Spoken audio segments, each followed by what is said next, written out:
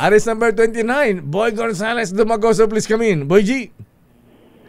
Lakay Deo, Sister L, nakatagdag dumalo ang ilang miyembro ng gabinete sa gagawing subasta ng pamalaan para sa 7 luxury vehicles na napapiska mula sa pamilyang Diskaya na umano'y sangkot sa pagpupusit ng mga sakyan. Kumpirmado ang pagdalo ni Acting Finance Secretary Frederick Go. Habang sinabi naman ng DPW Secretary Vincison na person niyang nasusubaybayan ang auksyon na subasta bilang bahagi ng utos ni Pangulong Ferdinand Marcos Jr.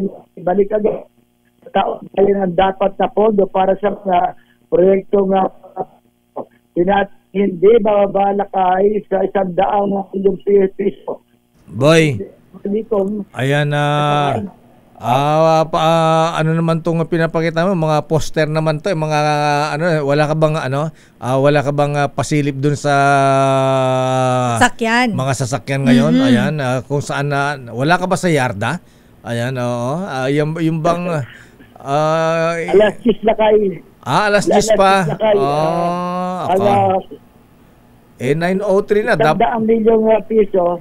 Yung mga dating pinadala ko dyan lakay, yung mga sasakyan ng pamilya Diskaya na nakumpiska, di ba? Nung una, iniharap sa amin ni Commissioner Nepomuceno, yung mga sasakyan ng pamilya Diskaya. Isang dami yung piso daw lakay, ang posibleng malikom ng Bureau of Customs sa mula sa subasta. Nananawagan si Lizon na nakaunting pasesta na sa publiko dahil sa kailangan manong tiyaking matibay ang mga kasong sasampa kaugnay ng sinasabing anomalya sa flood control project upang matiyak ang hustisya.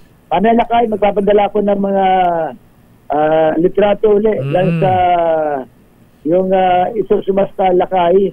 At saka, wala ka bang advance information kina Commissioner Ariel Nepomuceno kung magkano ang opening bid nung ito si Tisoy Oliveros, gusto raw niya yung Mercedes-Benz wagon na kulay red. Ayan. Meron na raw siyang white, kaya gusto naman niya red. Mamaya nakakita natin kung sino-sino yung mga tawag dito, yung si Justice Danton Becer, gusto daw yung truck, yung pick-up na na Toyota Tundra ba ang tawag noon? Ayan, Tundra 20, yung model na ibibid nila lakay 2022. Oo, kaya lang Justice Danton, malakas ang gas nito, ha? Dapat may gasoline station ka. Malakas pumiga. Gas yata ito, hindi lakay, diesel. Yan, lakay, pinadala ko na sa iyo lakay. Pumili ka na lakay ng gusto mo. Wala akong hilig dyan na boy, basta ako yung payong lang ng Rolls Royce, solve na ako doon. Pinag-iinitan nila kayo maawa na kayo, may magbigay na sana ng Rolls Royce na payong dito, baka hindi na makatulog to. Ipapakwadro ko yan. Ang lakay, ang nagpariso lakay, nasa may 5 hanggang 10 ang nagpariso para sa magaganap na bidding. Ngayon wala pang informasyon kung alin sa mga sakyan ang papasukan ng bid ng mga ito. Kabilang mga bibenta lakay, ito na lang lakay, gusto mo lakay, Mercedes-Benz G500, Lincoln Navigator, Toyota Tundra, Bentley Bentayga, Mercedes-Benz na G63, Toyota Sequoia, tawag dahil lakay. Sequoia, si ate. Ayan.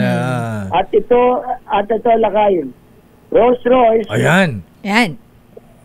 Ito. Ano tawag? Skulinan.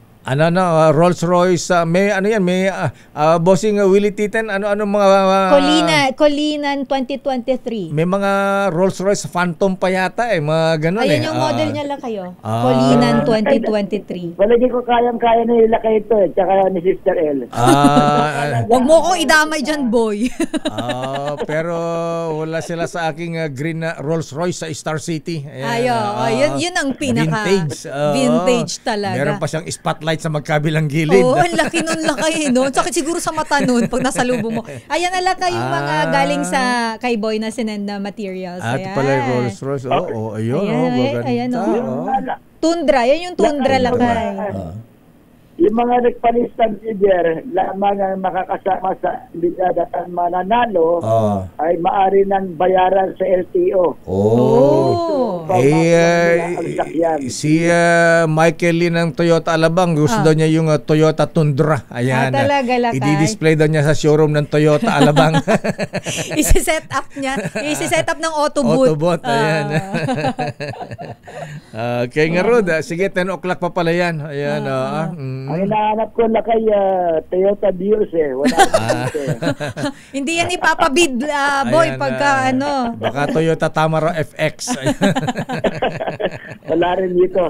Na kayong subasta ngayong umaga, nadadaluan nga Secretary Vince Dizon at iba pang opisyal. Kasama itong si Finance Secretary Frederick Go at mga opisyal ng Bureau of Customs. Si Boy Gonzales para sa Disares, una sa Pilipinas, una sa Pilipino. Amen.